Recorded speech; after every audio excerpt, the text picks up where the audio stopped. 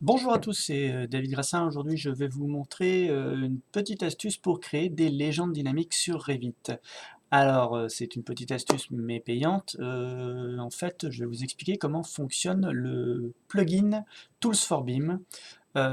Et donc, parmi tous les éléments qui composent ce plugin, il y en a un qui est très intéressant, c'est Dynamic Legend. Tout d'abord ici, je vous ai mis la page internet qui permet de télécharger en version d'essai pendant 15 jours et après donc en version payante 150 € par an. Euh, Cet élément, voilà, si vous avez noté, c'est très bien. Je vais donc vous montrer sur un projet type, un exemple, comment créer une légende dynamique. Donc, une fois que vous avez installé ce plugin, vous allez le retrouver ici. Vous allez d'abord retrouver Tools for BIM ici. Vous pouvez montrer ou pas le doc qui apparaît là, et vous pouvez donc installer certains éléments. Donc j'ai installé Dynamic Legend qui est ici. Voilà, alors c'est un élément que je peux détacher de façon à revenir sur n'importe quel autre onglet et garder Dynamic Legend visible. Je vais donc ici dans mon arborescence de projet, je vais dans mes légendes. Ici, légende, hop, si je vais sur ma légende, ça, voilà, j'ai déjà des légendes qui ont été faites, Tools for BIM, je ne sais même pas si je vais en trouver une. Voilà, ici par exemple, j'ai une légende qui a été créée. Donc vous avez remarqué que tout le problème quand vous créez une légende, c'est qu'il faut copier d'abord, aller prendre la famille, la glisser, la mettre dans la vue que vous souhaitez, et à côté rajouter du texte. Moi, je trouvais que c'était quand même dommage de ne pas profiter des annotations automatiques, d'annoter chaque élément et que le nom apparaisse. Donc, c'est pas possible, pour l'instant en tout cas, sur la version 2016, c'est toujours pas possible. Donc, on va créer une nouvelle légende. Donc, je vais ici dans Nouvelle légende. Ok, je vais l'appeler légende Tools for BIM, voilà, ELEC, par exemple. Alors, Tools for BIM, ELEC. Échelle 1/100, ok. Donc, la première chose à faire, c'est de donner une base à Tools for BIM. Donc, il suffit de prendre un élément. Donc, ici, je prends l'interphone, je le glisse ici, et je vais donc dire que mon interphone, alors c'est peut-être pas le meilleur élément. Ici, vous avez vu, tous les éléments apparaissent. Donc, je peux prendre n'importe lequel. D'ailleurs, ça peut même ne pas être un élément électrique, c'est pas grave. Je peux quand même faire ma légende élec à partir de n'importe quelle famille. Donc, une fois que j'ai fait ça, je vais mettre mon texte, je vais l'appeler famille, hop, nom de la famille. Ok, et je vais créer un petit tableau, donc je vais dans annoter, et j'ajoute des lignes de détail, un cadre, hop, comme ça, que je vais dupliquer, hop, d'ailleurs ce trait là, j'en ai pas besoin, je vais le mettre comme ça, tac, et je le supprime, de façon à ce qu'il n'y en ait plus qu'un. Voilà, parfait, le nom de la famille je le mets ici, après j'adapte, hop,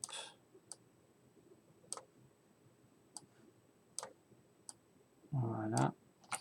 Voilà, là j'ai d'abord j'ai créé la base qui va me permettre de créer une légende dynamique. Donc ensuite je lance Dynamic Legend. Tout d'abord je vais prendre une annotation type. Alors vous avez vu ici, donc je me suis trompé. Comme quoi je ne l'ai pas assez utilisé. J'ai le nom de la famille, il faut que je le supprime. Je vais télécharger une annotation type. Cette annotation je l'ai déjà téléchargée. Elle est dans symbole d'annotation. Et je vais dans, ici, légende paramètre texte. Je prends un modèle qui est aligné, hop, à gauche. Et voilà, ici, j'ai mon premier texte. Ensuite, je vais créer, éditer une légende. Alors, il me dit, voilà, il faut sélectionner les blocs. Donc, je sélectionne tout ça. Je crée une légende à partir de cet élément. Donc, il lit le projet. Il me dit, effectivement, dans la catégorie bouche d'aération. Ensuite, les familles, donc vous avez vu, automatiquement, il me crée une légende où je vais avoir la catégorie, la famille, le type et le comptage. Donc c'est anglophone, donc bien sûr, donc il faut un petit peu s'y mettre. Une fois que c'est fait, je vais sélectionner, moi, les catégories que je veux faire apparaître. Donc, pas de bouche d'aération, non.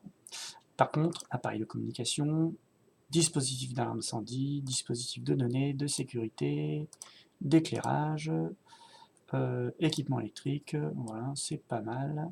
Installation électrique, voilà, ok. Donc ça, c'est la première chose. Il va se mettre à jour, donc il va supprimer toutes les bouches d'aération.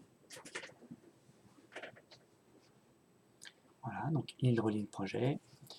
Maintenant, je vais sélectionner les paramètres. Donc vous avez vu, pour l'instant, j'ai catégorie, famille, type et comptage.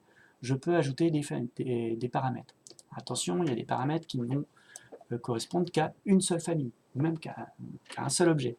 Ça peut apparaître à toutes les catégories. Donc, veillez bien à sélectionner un paramètre qui soit commun à tout. Je ne m'étends pas là-dessus, vous pourrez vous amuser et vous apercevoir qu'il y a effectivement des choses qu'il ne faut pas forcément mettre. Je vais laisser comme c'est. Ok. Je peux simplement mettre le type au-dessus, en dessous. Voilà. Ok. Et enfin, je peux configurer les groupes. Je vais configurer les groupes pour qu'ils soient d'abord par ordre de catégorie, puis par ordre de famille, puis par type. S'il y a plusieurs types identiques, voilà. Ok. Ensuite, je vais créer mes colonnes. Il faut que je sélectionne la direction de mes colonnes. Alors, la première chose, c'est le sens. Et ensuite, qu'est-ce que je veux dupliquer? Ceci. Voilà. Vous avez vu, j'ai 1, 2, 3, 4 cases, dont 3 où il va y avoir des textes. Eh bien, les 3 textes ont été ajoutés ici. Maintenant, créer la légende, la table de légende. Je vais choisir, hop, le sens. Maintenant, je choisis ce que je veux dupliquer. Et il va me créer ma légende. Voilà. Ça a été, vous avez vu, extrêmement rapide.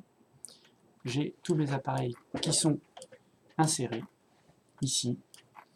Et ma légende, bon, après, bien sûr, à vous d'adapter. Par exemple, ici, j'ai un élément qui est un petit peu gros.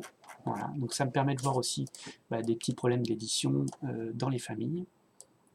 Hop, alors, je vais faire autrement. Hop, déplacer, et je contrains. Comme ça, j'étire mes colonnes. Voilà. Je peux faire la même chose ici. Hop. Ici, même chose. Hop, voilà. Ici, hop. Je sélectionne uniquement mes textes,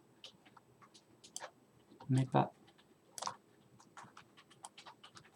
colonnes.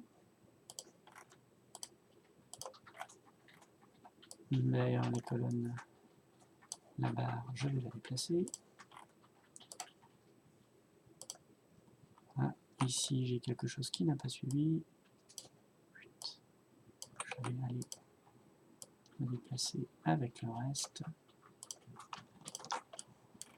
Vous savez que pour sélectionner plusieurs éléments, il faut appuyer sur CTRL. Contrairement à AutoCAD.